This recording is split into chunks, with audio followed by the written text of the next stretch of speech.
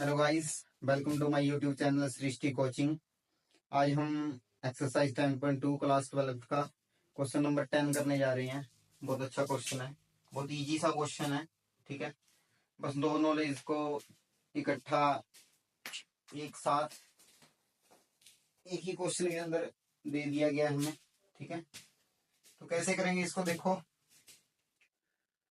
हमें क्या दिया है कि find a vector in the direction of, इस वेक्टर की डायरेक्शन में हमें एक वेक्टर फाइंड करना है। अगर आपके पास अभी मैथ है तो उस बुक के अंदर आप क्या देख सकते हो कि क्वेश्चन नंबर 9th 8th और 7th के अंदर आपको पूछा गया था कि find the unit vector in the direction of, find the unit vector है, बट यहाँ पर क्या है, find the vector. Unit vector की कोई बात नहीं है इधर। ठीक है, बट उसी से सोल्व होगा अगर आपने 7th 8th 9th क्वेश्चन अच्छे से समझा है। ठीक है, यूनिट वेक्टर के बारे में अच्छे से जानकारी है आपको, तो ये क्वेश्चन आपको बहुत इजी लगेगा। आप भी कर सकते हो, खुद भी कर सकते हो इसको। देखो पहले क्या किया, फाइंड द वेक्टर पता करना है, इसकी डायरेक्शन में पता करना है, और अब की बार उसका मैग्नीट्यूड कितना होना चाहिए, उसका मैग्नीट्यूड होना चाहिए 8 यूनिट्स। ठीक है, एक ऐसा वेक्टर फाइंड करना है इसकी डायरेक्शन में हो और 8 यूनिट उसका क्या हो, मैग्नीट्यूड हो। ठीक है, हर एक वेक्टर का कुछ ना कुछ मैग्नीट्यूड होता है। जैसे मान लीजिए आपके पास ये कोई वेक्टर गिवन है, ये वाला। अब इसका मैग्नीट्यूड कितना होगा, मैग्नीट्यूड निकालने के लिए आप 3 स्क्वायर 9 आएगा, 2 स्क्वायर 4 आएगा, प्लस 5 स्क्वायर 25 आएगा। जिसको मैग्नीट्यूड निकालना आता है उसको पता है कि मैंने क्या किया इधर। ठीक है, इधर आया 38, तो इसका मैग्नीट्यूड जैसे 38 है। अभी हमें एक ऐसा वेक्टर फाइंड करना है जिसका मैग्नीट्यूड कितना है, 8 यूनिट्स आए।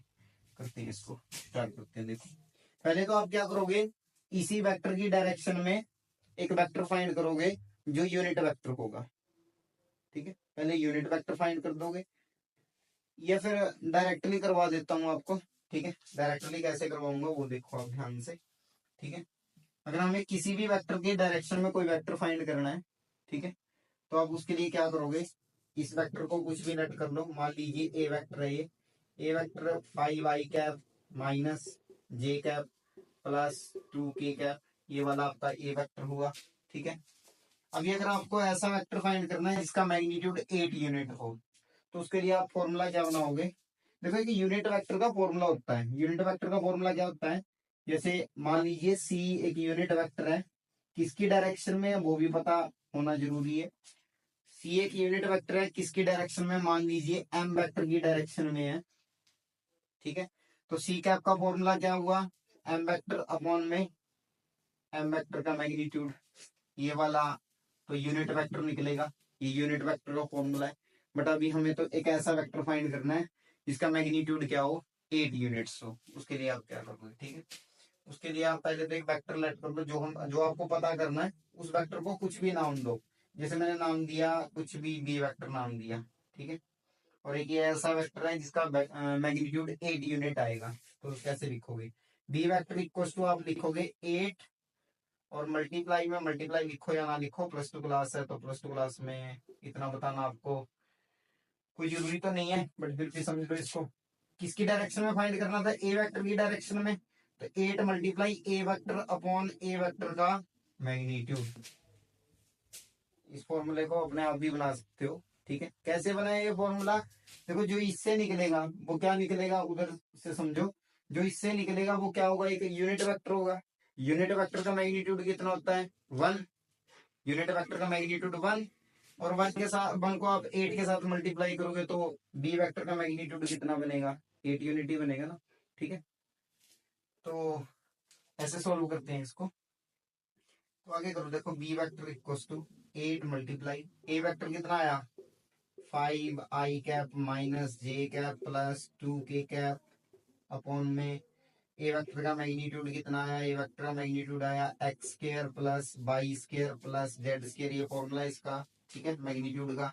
B vector equals to 8 multiply, इसको ऐसे ही रखो 5i कैप और minus J cap plus 2k cap आया। ठीक है, अपॉन में देखो इसके क्या आया, एक्स, एक्स की वैल्यू कितनी, 5 स्क्र प्लस वाई की वैल्यू कितनी, -1 का स्क्र, और जेड की वैल्यू कितनी, 2 का स्क्वायर।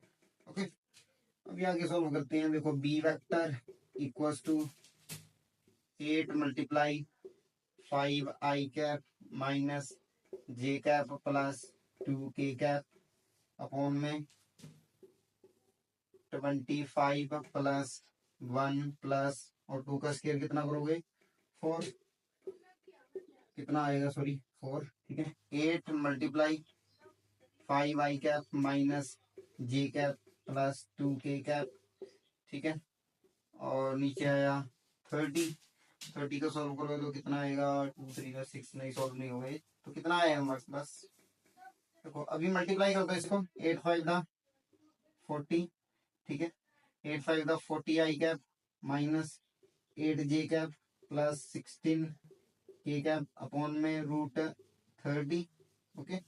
उसके बाद आप इसको क्या कैसे लिखोगे, इसको लिखोगे B vector equals to B vector equals to B vector equals to आया 40 upon root 30 I cap minus 8 upon root 30 J cap यहां से, और प्लस 16 अपॉन रूट 30 के कैप। अब हमने ये एक ऐसा वेक्टर फाइंड कर दिया, ठीक है, जिसका मैग्नीट्यूड क्या होगा 8 यूनिट्स होगा। क्लियर है। वीडियो अच्छी लगी हो तो चैनल को सब्सक्राइब करना और वीडियो को लाइक करना और शेयर भी करना ज्यादा से ज्यादा। कोई डाउट हो क्वेश्चन के बारे में, किसी के बारे में, कोई स्पेशल चैप्टर आपको